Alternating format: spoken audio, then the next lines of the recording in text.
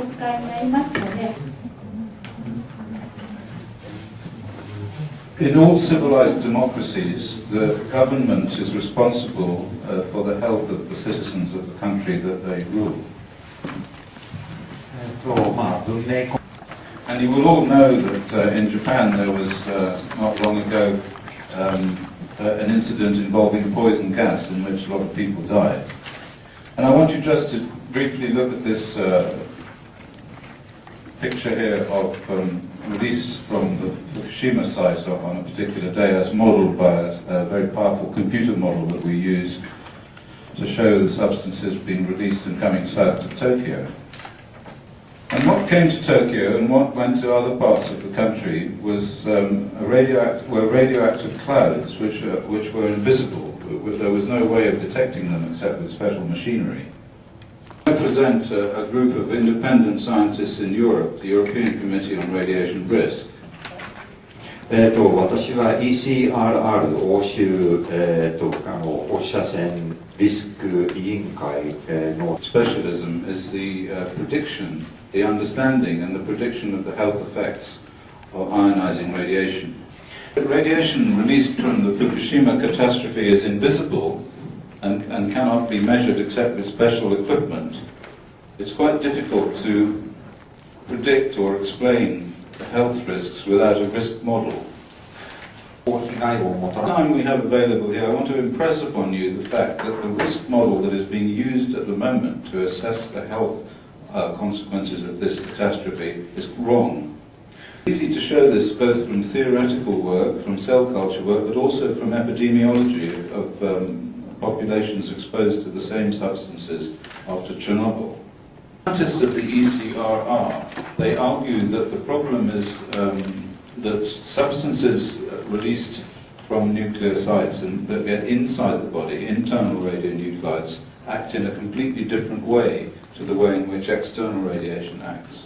This is because these substances cause high dose to DNA, which is the target of the radiation effects. Because they come in the form of hot particles, invisible tiny micron-sized particles. Maybe because they come in the form of novel substances which bind chemically to DNA. Examples of the latter are the isotopes strontium-90 and the substances associated with uranium, U-235 and U-238. The way that the radiation exposures are assessed at the moment in terms of health are entirely in terms of the external radiation dose in microsieverts. Implicit in this approach is a false and unsafe comparison with other natural background radiation exposures, external exposures. I show you a picture of a plutonium particle in a rat lung taken by the French nuclear industry. Exposures like this, which do exist in the area even down as far as Tokyo, are not modelled by external radiation doses at all. These sorts of exposures also occurred after Chernobyl. Studies after Chernobyl, we know fairly accurately the kind of thing that's going to happen to the people who are exposed to the radiation from Fukushima. We also have a fairly good idea of what's really going on the ground. What you see here is a gamma spectrum of a car air filter from the engine of a car that drove in the area 100 kilometers from Fukushima. The peaks show cesium-137 and cesium-134 will also be in the lungs of people, since people also breathe air like cars do. Nuclides can be found in another car which drove near Chiba City, so you can see this happens a long way away from the reactor accident. Solution spectroscopy also shows the presence of a whole range of radioisotopes from fission products from the reactor. What is perhaps most frightening is the presence of alpha-emitting isotopes in these filters. A special alpha detector plastic which was placed between the leaves of the air filter from the car which drove 100 kilometers from Fukushima. Each one of these tracks delivers a dose of 500 millisieverts to the tissue nearby. Here's an astonishing picture of a hot particle about half a millimeter across, which contains a large amount of alpha emitters. With a diameter of about half a millimeter, you could actually see such a particle. It would look like a small piece of dust which might be on your desk. These materials are just as deadly as the sarin poison gas. They take 5 to 10 years to show their effect. And we're able to show from the revolutions of the engine and the size of the engine the amount of these materials in the air. For the Chiba city filter, this concentration was 300 times bigger than the peak concentration in cesium at the peak of the nuclear weapons testing fallout in 1963. These considerations enable us to predict very, very serious levels of cancer and other ill health that will almost certainly follow these exposures to people living within 200 kilometers of the reactor site. Are obtained by directly comparing the exposures with exposures to Chernobyl in northern Sweden. Cancers have already occurred, where the increases have already occurred. And of course there will be a whole range of other effects which we don't have time to go into. So as far as the political dimension is concerned, the most important thing is to determine where the external dose rate is high and evacuate people from areas where there is currently a dose rate higher than 1 microsievert per hour. Critically important for the health of the Japanese population to abandon the risk model of the ICRP. Proper measurements and analysis should be made, and the results should be made immediately available to the people who are living in the areas where these levels of radiation are significant.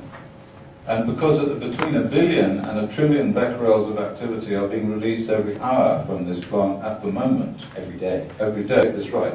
So one person says 1 billion becquerels an hour. And some weeks ago, TEPCO told the Prime Minister that it was 1 trillion becquerels a day. This is a globally relevant issue.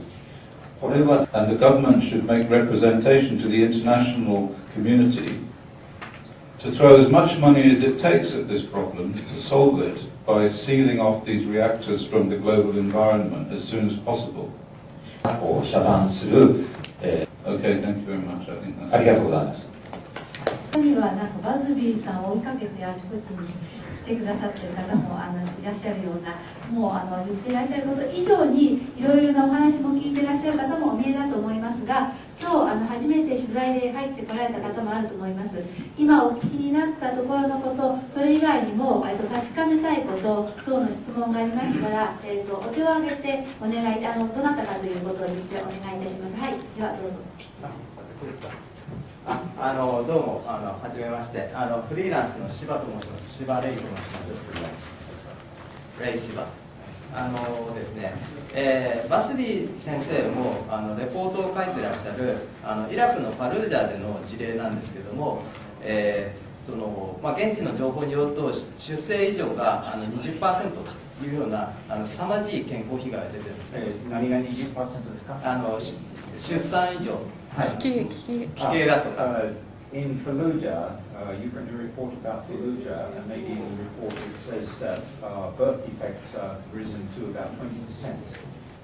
Oh no, much more than that. Birth defects have risen by a factor of about 10-fold. And for certain birth defects up to 30-fold.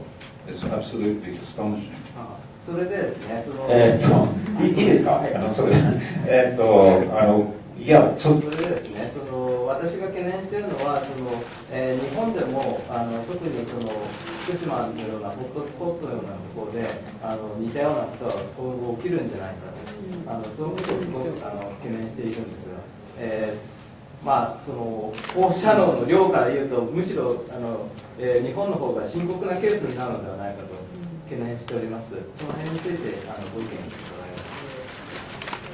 And looking at the hotspots in Fukushima, it seems to be possible that actually there will be even more there. It might actually be that in Japan we will get even more serious birth defects, abnormalities. What do you think? I think probably not, and the reason is that in the West what happens is that all children are scanned in the womb with ultrasonic equipment, and if anything goes wrong they are clinical abortions. So if you're just looking at birth defect rates, what you find is that they don't really go up very much in the West. The problem with Fallujah is they didn't have that equipment.